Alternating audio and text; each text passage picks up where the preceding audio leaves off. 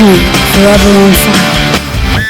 ಚಿತ್ರದುರ್ಗದ ರೇಣುಕಾಸ್ವಾಮಿ ಕೊಲೆ ಪ್ರಕರಣಕ್ಕೆ ಸಂಬಂಧಪಟ್ಟಂತೆ ಸಾಕ್ಷ್ಯ ನಾಶ ಮಾಡೋದಕ್ಕೆ ಹೋಗಿ ಸಿಕ್ಕಾಕೊಂಡ್ರ ಆರೋಪಿಗಳು ಅನ್ನುವಂತ ಪ್ರಶ್ನೆ ಈಗ ಹುಟ್ಕೊಂಡಿದೆ.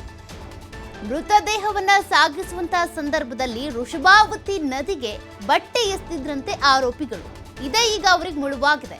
ಅಂದ್ರೆ ಮೃತದೇಹವನ್ನ ಸಾಗಾಟ ಮಾಡುವಂತ ಸಂದರ್ಭದಲ್ಲಿ ಸಾಕ್ಷ್ಯ ನಾಶಕ್ಕೆ ಮುಂದಾದಂತ ಆರೋಪಿಗಳಿಗೆ ಅವರು ಸಾಕ್ಷ್ಯ ನಾಶಕ್ಕೆ ಮುಂದಾಗಿರೋದೇ ಈಗ ಮುಳುವಾಗಿದೆ. ತಾವು ಧರಿಸಿದ್ದಂಥ ಬಟ್ಟೆಯನ್ನ ನದಿಗೆಸೆದು ತಗಲಾಕೊಂಡಿದ್ದಾರೆ ಈಗ ಆರೋಪಿಗಳು. ಮೊದಲೇ ಖರೀದಿ ಮಾಡಿದಂತಹ ಹೊಸ ಬಟ್ಟೆಯನ್ನ ಹಾಕೊಂಡಿದ್ದಂಥ ಆರೋಪಿಗಳು ಅಂದ್ರೆ ಅವತ್ತಿನ ದಿನ ಮೃತದೇಹವನ್ನ ಸಾಗಿಸುವಂತ ಸಂದರ್ಭದಲ್ಲಿ ಪೊಲೀಸರಿಗೆ ಗುರುತು ಸಿಗಬಾರ್ದು, ಸಾಕ್ಷ್ಯ ಸಿಗಬಾರ್ದು ಅನ್ನುವಂಥ ಕಾರಣಕ್ಕೆ ಅವತ್ತು ಧರಿಸಿದಂಥ ಹಲ್ಲೆ ಮಾಡಿದಂಥ ಸಂದರ್ಭದಲ್ಲಿ ಧರಿಸ್ಕೊಂಡಿದ್ದಂಥ ಬಟ್ಟೆಯನ್ನ ವೃಷಭಾವತಿ ನದಿಗೆಸೆದಿದ್ರಂತೆ.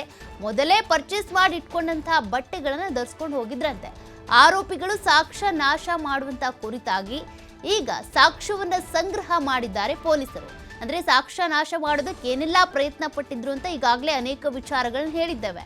CCTV ಫುಟೇಜ್ ಡಿಲೀಟ್ ಮಾಡಿಸಿದ್ರು, ಜೊತೆಗೆ ಮೃತದೇಹವನ್ನ ಸಾಗಾಟ ಮಾಡೋದಕ್ಕೆ ಹೋಗಿದ್ರು, ರಕ್ತದ ಕಲೆಗಳು ಹೋಗ್ಲಿ ಅಂತ ಗಾಡಿ ಕೂಡ ವಾಶ್ ಮಾಡಿಸ್ಕೊಂಡು ಬಂದಿದ್ರು. ಅದರ ಜೊತೆಗೆ ಅವತ್ತಿನ ದಿನ ಹೊಸ ಬಟ್ಟೆ ಕೂಡ ಧರಿಸ್ಕೊಂಡಿದ್ರಂತೆ. ಹಳೆ ಬಟ್ಟೆಗಳನ್ನ ವೃಷಭಾವತಿ ನದಿಗೆಸೆದಿದ್ರಂತೆ. ಈಗಾಗಲೇ ಒಟ್ಟು 80 ಜನರ ಸಾಕ್ಷ್ಯಗಳನ್ನ ಪೊಲೀಸರು ಸಂಗ್ರಹಿಸಿಕೊಂಡಿದ್ದಾರೆ. ಅದರಲ್ಲಿ 25 ಜನರ 164 ಸ್ಟೇಟ್ಮೆಂಟ್ ಕೂಡ ದಾಖಲು ಮಾಡಿಕೊಂಡಿದ್ದಾರೆ. ಅಂದರೆ ನ್ಯಾಯಾಧೀಶರ ಎದುರುಗಡೆ ಪಡೆದುಕೊಳ್ಳುವಂಥ ಸ್ಟೇಟ್ಮೆಂಟ್ ಇದು.